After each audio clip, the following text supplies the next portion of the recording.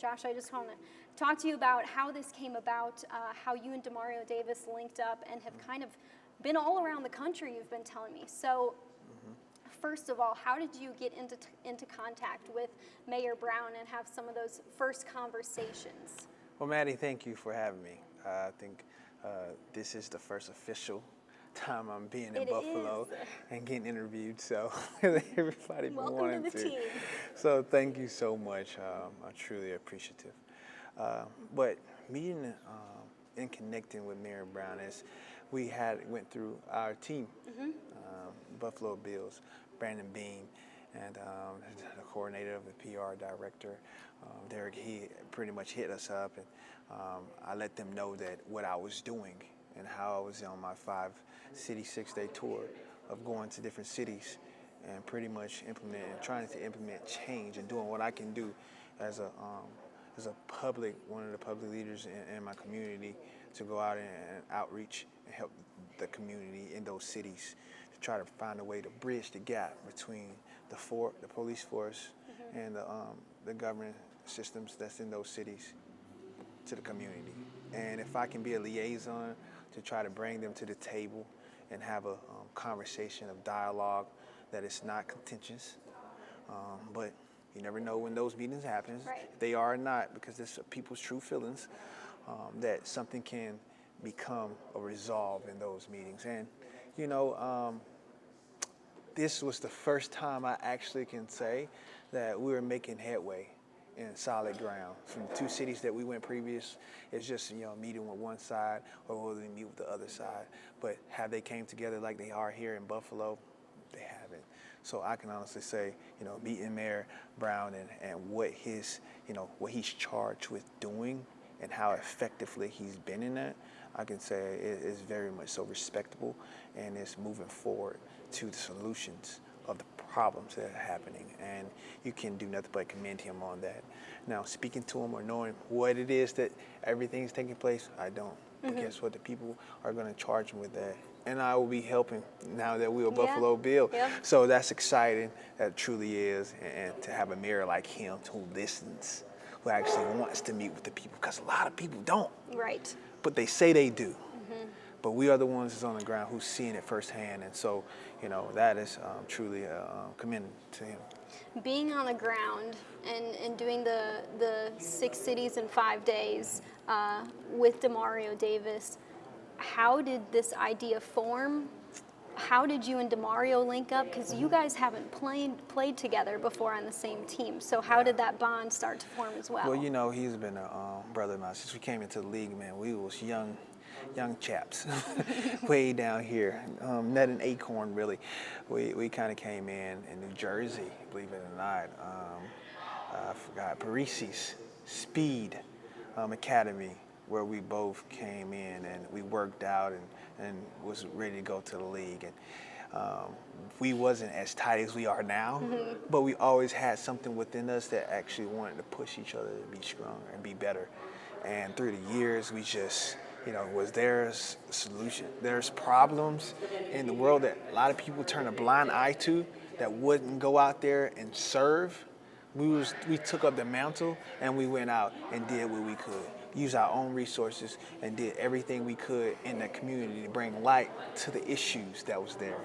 And when we was there, we tried to bring in solutions to those problems, but they were so vast that you could only do what you're charged with. And so we helped down in the border, San Antonio, with racists. We teamed up with those guys when, everything was going with the captivity of, the borders and how the Hispanics was really treated down there, which was, oh my gosh, I don't even want to get into that one. But we also went and did other various events when there's hurricanes, relief funds. We went to go ahead and charge ourselves in that manner. Pretty much everything that happened, we took the mantle and ran with it, whatever that may be. And when this struck, oh my gosh, it was like, are we gonna rise up or what? And I knew it was something that we wanted to do, but what? I didn't have it. And I just knew that change needed to come. So I started praying. I was like, God, what is it that is you want me to do? And sure enough, he came, he visited me in the shower. I did not realize that that time was going to come. But it was clear as day, I want you to go to 5 to 6 cities in 5 days. I did not know where we was going or what we was going to do. I just knew I needed to go to these cities and try to bridge the gap between the community and the government that's in that city. Whatever it was, do all you can, be in the midst, and I will help you. That's all I heard. And so when that happened, I knew the first person I called up was my partner in crime. Caleb to the Joshua almost, the Batman to the Robin, Demario Davis. And it was one of those things where I already knew he was in. It was just giving him a download and processing the information that he knew he was going to have to take on. This was a gruesome challenge by any stretch of imagination. Going to all the cities and trying to actually talk to people on both sides to come to an agreement and meet at the table. Because right now the community is hurt and they want to be heard. They want someone to listen. And not only listen, find a solution to the problem that's being struck right now by black people getting murdered by police officers. Like, that's not right in any sense of imagination. And enough is enough. So they want to hear that. And we are the gap to bridge between government and the officials on the ground, which is the community. And if we can be any part of that and doing anything, take us out of it, just wipe our face off. We just wanted to bring in that gap, link that chain so communities be better for all. You have been an activist for so many different things, and using your platform that the NFL gives you to be a force for change, a force for better, to leave this country and to leave this world better than you found it. What is your motivating factor, and specifically with what's going on in our country with racial injustice, with police brutality, with being done with seeing people be murdered by the police? Right. What's the motivating factor here to create change and to do that in all ways, shapes, and form that you can right now? Well, I'm fortunate enough and I'm truly blessed that I wasn't a statistic, you know. And I don't think people really understand what I mean by that. A statistic in the neighborhoods in which black young men can't get out unless you are some type of an athlete or unless you're doing something in an uncanny way to you making some type of money to where you can get out. Because the education and the systems are not for the black community as it would be for any other community. That's just being in it and seeing real and what's facts. Fixing those problems, those issues, there's another task that we will have to take on. But right now, this police brutality is what's taking us out of this world. And when I saw that, I know what that feels like because I was being profiled. But I had to go through a lot of transformation in my life to understand what is my true purpose and what is my value in this life. Is it to play a professional sport and be called, one of the greats that did the game, or is it to serve others? Like, what is you going to be left when your tombstone comes? Mine is I want to be a servant, not a football player. A football player is something for me to balance out the equation of finding the resources to give back to the people now. That is who I truly am. And when you look at that, what that looks like for you, what that looks like for others. And for me, bridging that gap, bringing people in the same room, on the same table. One race, one equality is what I see. I don't see black, white, green, yellow. I don't see those things because guess what? If you was to cut yourself, what would your color be? We red blood. Same as mine. So why do I see you white and why do you see me black? That's just a figure of imagination. We all are equal under one nation, under one God, unified. That's in which this country was built on. And that's what we stand upon. Or do we? We say we do, but is it truly real? So now we have the opportunity to end this, to eradicate all of that right now, because this is the uprising. Truly it is. When everyone looks at what's the pandemic, and don't get me wrong, I don't want to be sensitive to people who have lost people in COVID. I really don't. But this was the true pandemic, and it's been that way for 400 plus years. from the slavery ship. Has been that way. And now you see in the light, in the true shedding of that light. I mean, white people are being educated at an alarming rate. The devil's mad. And don't get me wrong, I believe it. He needs to be. Because we're turning back over that key to the people in power that needs to be in order to have unified equality for all. Amazing.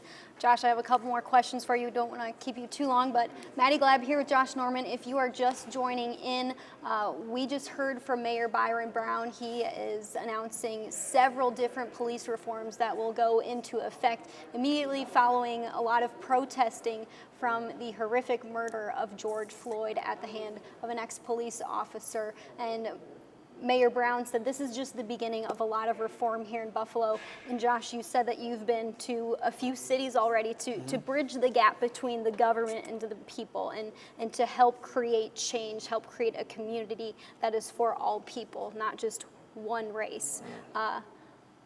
What you heard today in Buffalo and being a part of listening to Mayor Brown speak as well as you speaking, you said you haven't seen this before in a city yet, where the mayor is listening to his people and where change is happening within a week. What stood out to you about that, being in different cities and now coming to Buffalo and seeing that change is taking place, and hopefully it can be the beginning of a lot of things to happen in the future here in Buffalo?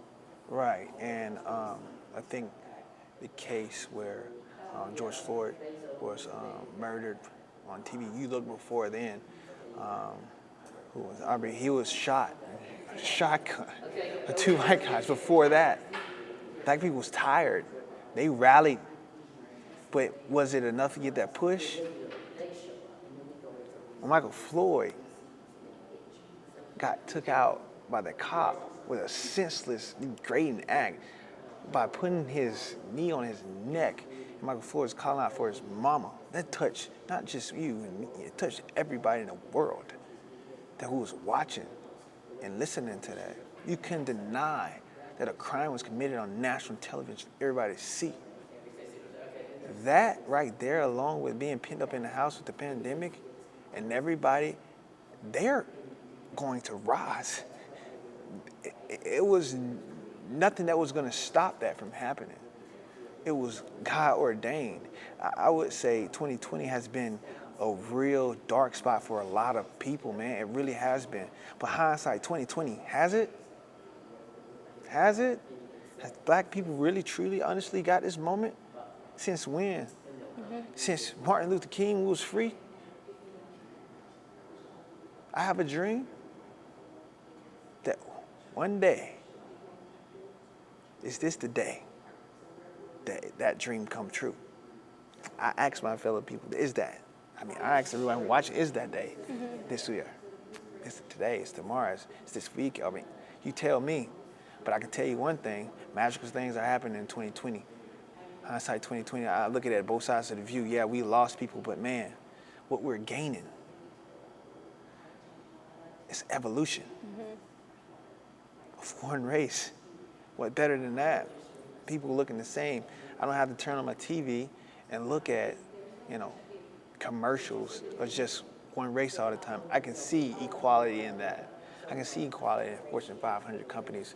I can see a community that's stricken by poverty become, out of poverty into a higher median wage. Why is there poverty? When you look at things like that, why is 15% of African Americans in this country are in the poverty level and they don't hold less than 2% of wealth? Why is that? You tell me, but we the number one seller, and all your money that we print and billions of dollars of what we spend, we're the number one. How is that? How is that realistic? I don't want to get too much on statistics, but when I came here, I felt something that was here. It was been a struggle to pass so many things. For 2 weeks, they say. I just got here. But I felt that tension. But what that tension did, it created something, When people say they don't like change, they're afraid of change, why they're afraid of change? Because they don't want to be out with the old and come in with the new. Now, that is when you are moving forward. When you get uncomfortable, have those uncomfortable conversations, because that's when you grow. Because if you're comfortable in the same place you at, how can you? You'll be doing the same thing over and over. Some people are upset by this, but guess what? Most are not. Most are uncomfortable because they said it was going to change the way things are in this country. And they are mobilizing because they're coming for the uprising. That's what it is for all of us. It's all about evolution. And I think the people of this country can be that beacon of hope to the rest of the world. Now that is where we will be as a whole entire world to say, my gosh, we truly eradicated racial injustice. One last question for you before we wrap up. You were on NFL Network and you used a great analogy of the racial injustice, the racial inequality that this country has faced for hundreds of years. And you said it's been Band-Aided over again and again and again. And you said this time the Band-Aid was ripped off. And now it's time for the people to come together and to stitch up that wound once and for all. Yes. So to your analogy, what is your challenge to the community? What is your challenge to the white community to play a part in what could be history? Yes, absolutely. History. Keyword, history. Champion that moment. Champion that moment. Because you are walking in there, whether you believe it or not. Because when you look back on those who forbear us, what did you do? When your grands or the people that come behind you ask, Mom, Dad, what did you do in 2020, 21? When we finally took back the race for all, what did you do? Was you there? Was you out there campaigning? Or was you watching and sitting on the couch? What did you do? That's the question I pose to you. So if you actually look at that and say that, man, your pop, your mom, they championed that moment and they did something great. They rose up to the challenge. They challenged themselves to be more than what they was. And they fought for something they believed in. Now that's moving.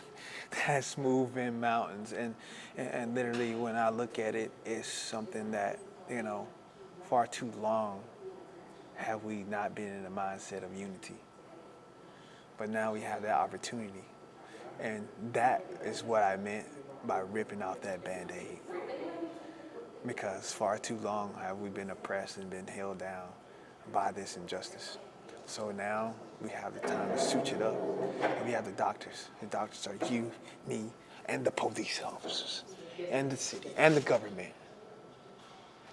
To come together as one and finally put an end to this. Now, it's going to take time. Nobody says we're perfect. Nobody's perfect. But radical change, what that looks like. That looks like moving in a progressive manner to where we can't end all this. And I think we got the right people. It's just we got to get a couple more on board.